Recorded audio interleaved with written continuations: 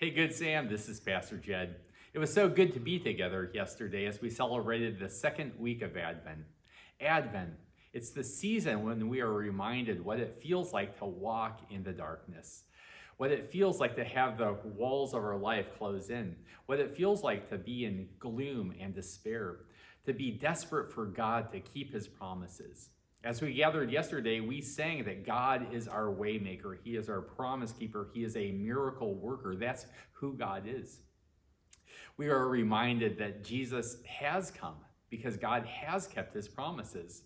The prophet Isaiah reminds us of God's goodness and his grace, that God is a promise keeper. 700 years before Jesus was born, Isaiah foretold that the Messiah would come. And in the book of Isaiah, we are introduced to Jesus as a wonderful counselor. Wonderful, it means beyond comprehension. That's who Jesus is. He gives us the words of life. He gives us the way of life, and that's beyond our comprehension. He is described as a mighty God. On Sunday, we were reminded of all the mighty acts that Jesus expressed. He did this to demonstrate that he was serving God, his Father. And the beautiful thing is that when we walk like Jesus walked, and when we rely on the Holy Spirit, that God opens up doors for us to do the mighty things that he has called us to do. On Sunday, we were reminded that Jesus is our everlasting Father. In a world that's always changing, it's good to know that God's love for us never changes. And finally, Isaiah reminds us that Jesus is the Prince of Peace. A prince was someone who was in charge, who had authority, who could command.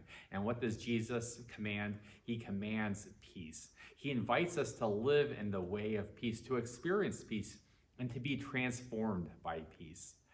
This week, I'm asking you to slow down. I'm asking you to take a deep breath.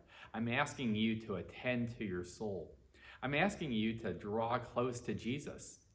So who do you need Jesus to be for you this week? A wonderful counselor, a mighty God, an everlasting Father, or a Prince of Peace? The good news is that Jesus has come. And the good news is that Jesus wants to draw close to you this week. Know that we're praying for you. Know that we're thrilled that you are a part of our family. We'll see you next Sunday. Blessings.